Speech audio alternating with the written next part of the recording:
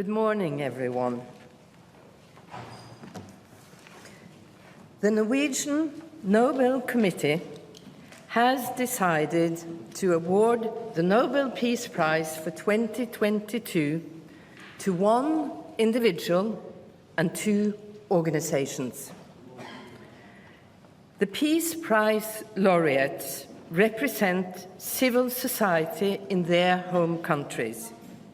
They have for many years promoted the right to criticize power and protect the fundamental rights of citizens.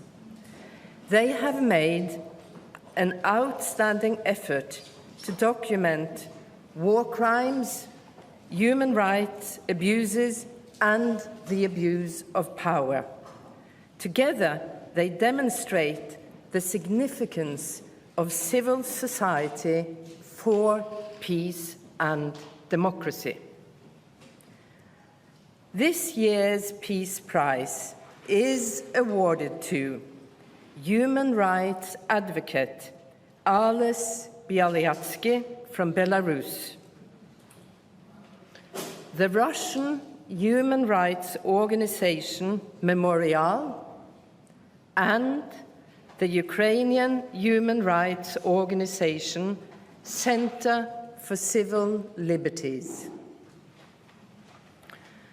Ales Bialiatski was one of the initiators of the democracy movement that emerged in Belarus in the mid-1980s. He has devoted his life to promoting democracy and peaceful development in his home country. He founded the organization Viasna, meaning spring, in 1996 in response to the controversial constitutional amendments that gave the president dictatorial powers and triggered widespread demonstrations. Viasna provided support for the jailed demonstrators and their families. In the years that followed, Viasna evolved into a broad-based human rights organization that documented and protested against the authorities' use of torture against political prisoners. Government authorities have repeatedly sought to silence Ales Bialiatski. He was imprisoned from 2011 to 2014. Following large-scale demonstrations against the regime in 2020, he was again arrested.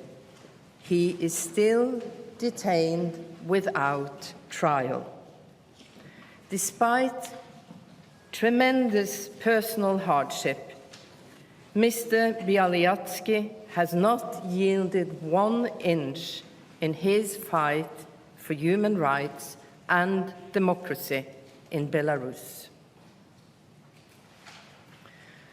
The human rights organization Memorial was established in 1987 by human rights activists in the former Soviet Union who wanted to ensure that the victims of the communist regime's oppression would never be forgotten.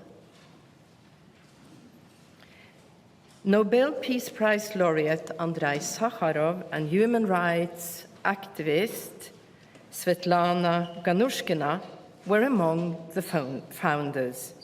Memorial is based on the notion that confronting past crimes is essential in preventing new ones. After the collapse of the Soviet Union, Memorial grew to become the largest human rights organization in Russia. In addition to establishing a center of documentation on the victims of the Stalinist era, Memorial compiled and systematized information on political oppression and human rights violations in Russia. Memorial became the most authoritative source of information on political prisoners in Russian detention facilities. The organization has also been standing at the forefront of efforts to combat militarism and promote human rights and government based on rule of law. When civil society must give way to autocracy and dictatorship, peace is often the next victim. During the Chechen wars, Memorial gathered and verified information on abuses and war crimes perpetrated on the civilian population by Russian and pro-Russian forces. In 2009, the head of Memorial's branch in Chechnya, Natalia Estemirova, was killed because of this work. Civil society actors in Russia have been subjected to threats, imprisonment, disappearances, and murder for many years. As part of the government's harassment of Memorial, the organization was stamped early on as a foreign agent. In December 2021, the authorities decided that Memorial was to be forcibly liquidated and the documentation center was to be closed permanently. The closure became effective in the following months, but the people behind Memorial refused to shut down.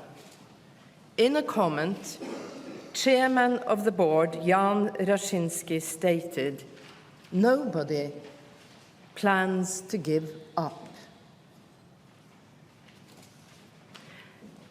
The Center for Civil Liberties was founded in Kiev in 2007 for the purpose of advancing human rights and democracy in Ukraine. The center has taken a stand to strengthen Ukrainian civil society and pressure the authorities to make Ukraine a full-fledged democracy.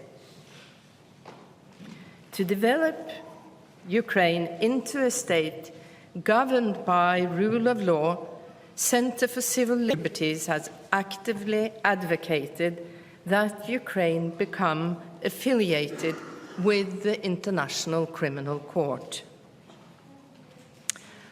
After Russia's invasion of Ukraine in February 2022, Center for Civil Liberties has engaged in efforts to identify and document Russian war crimes against the Ukrainian civilian population.